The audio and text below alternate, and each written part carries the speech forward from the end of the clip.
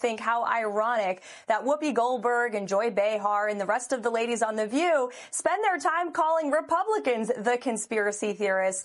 But they have been wrong about everything they have said over the last couple of years. It was the moment nobody saw coming. But once it happened, the entire country couldn't look away. Karoline Leavitt, standing tall under the blinding studio lights of The View, had one mission: expose the hypocrisy that had ruled daytime TV for too long. The cameras rolled, the hosts smiled tightly, and the audience buzzed with anticipation. What was supposed to be another gotcha moment turned into something they would never forget.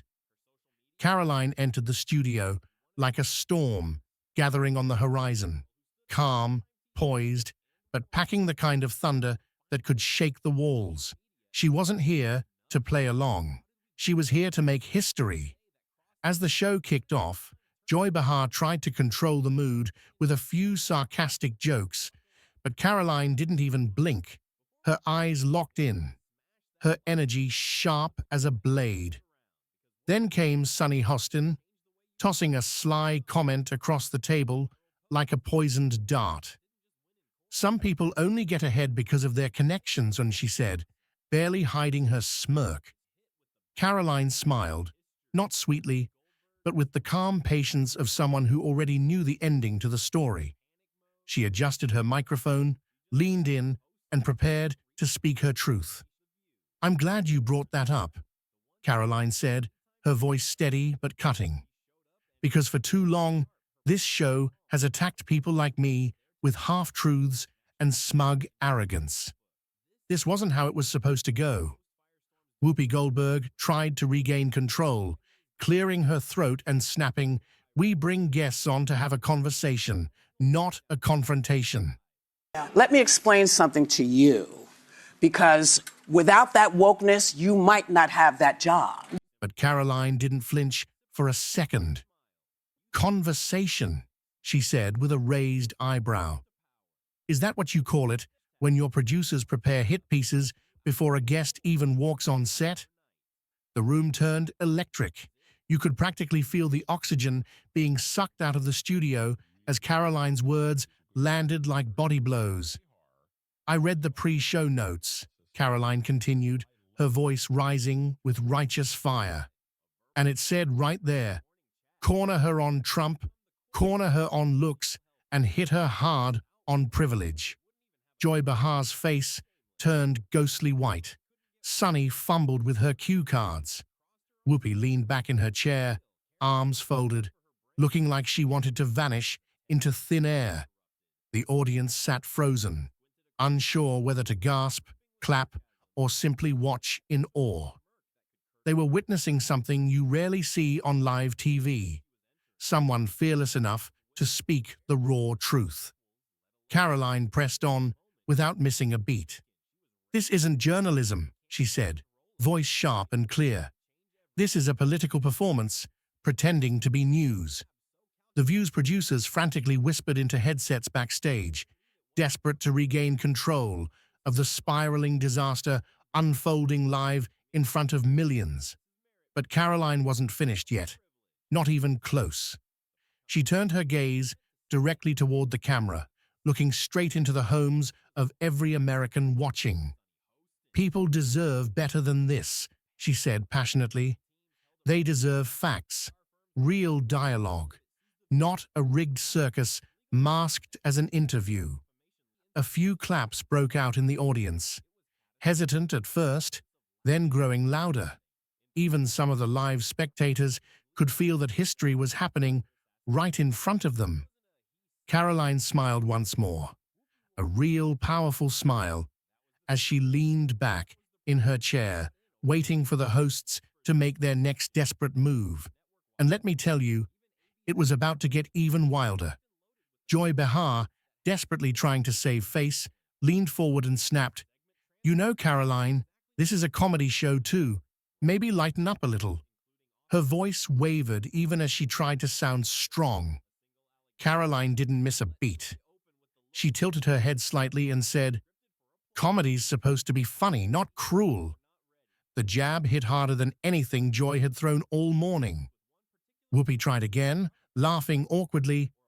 "We're all about free speech here, sweetie."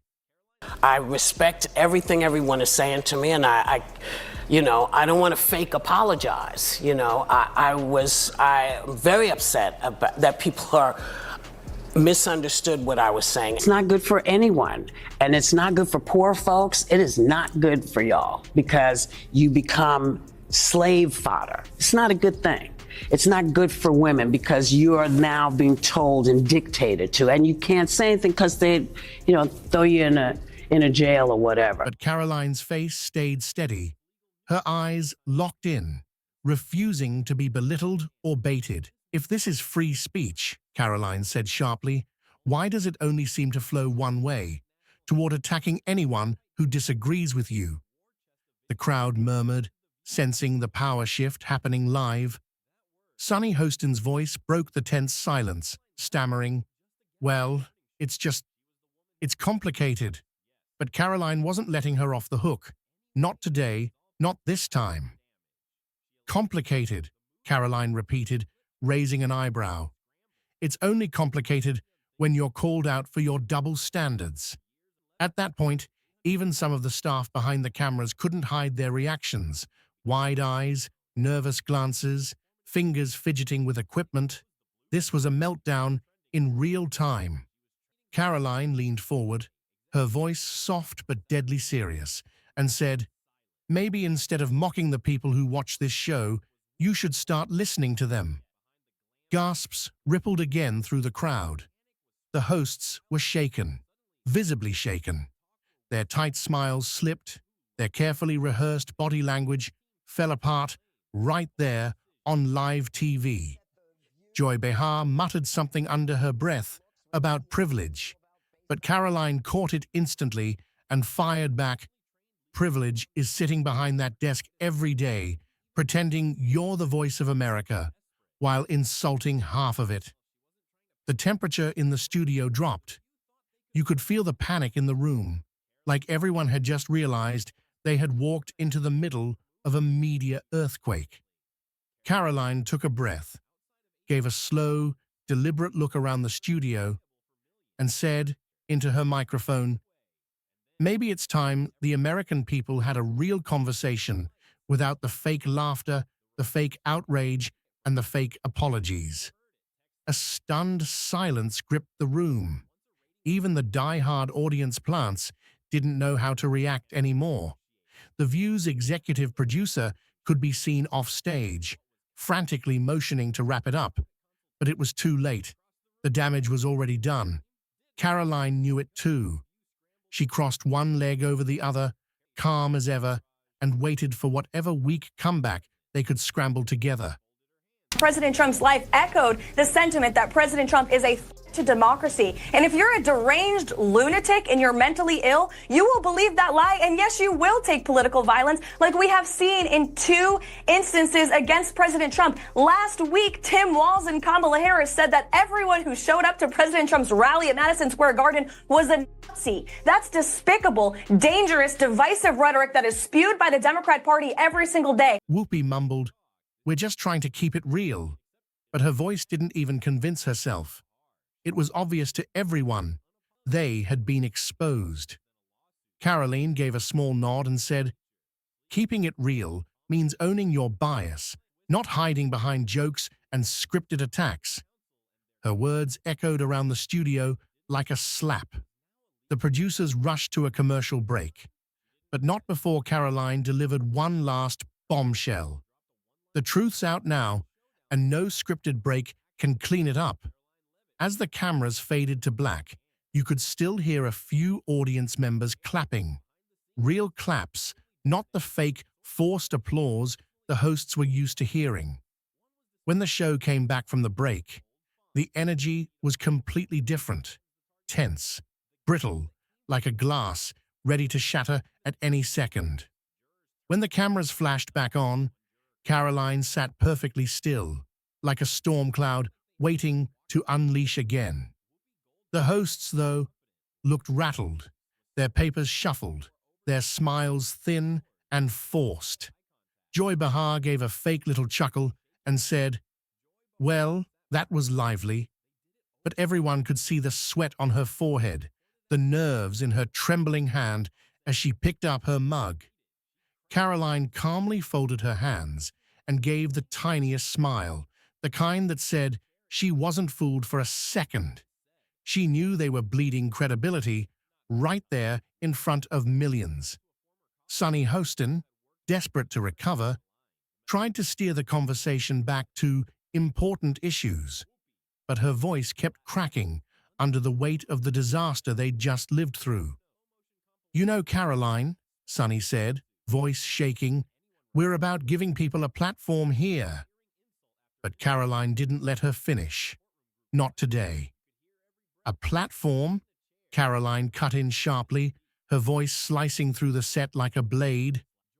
"Or just a place to gang up on anyone who thinks differently from you?"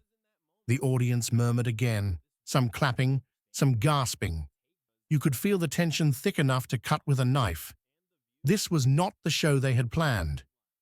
Whoopi leaned back, arms folded, sunglasses now sitting halfway down her nose, like even she couldn't bear to look Karoline in the eye anymore.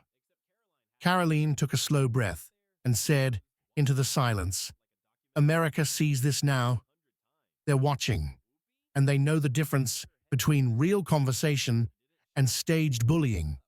Reporting out there that is putting the onus on this White House for the increased cost of eggs. I would like to point out to each and every one of you that in 2024, when Joe Biden was in the Oval Office, or upstairs in the residence sleeping, I'm not so sure, egg prices increased 65% in this country. We also have seen the cost of everything, not just eggs. Bacon, groceries, gasoline have increased because of the inflationary policies of the last administration. As far as the egg shortage, what's also contributing to that is that the Biden administration and the Department of Agriculture directed the mass killing of more than 100 million chickens, which has led to a lack of chicken supply in this country, therefore a lack of egg supply, which is leading to the shortage. Someone from backstage frantically waved their hands, signaling another commercial break.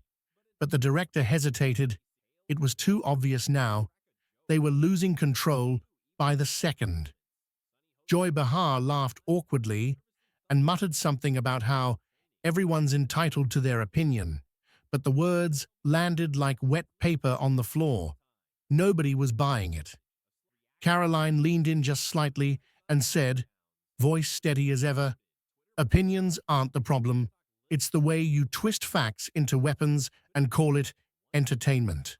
Karoline smiled, the same calm, fearless smile she'd worn from the moment she walked in, and said, "If this is how you treat guests who dare to think differently, imagine how you treat your viewers."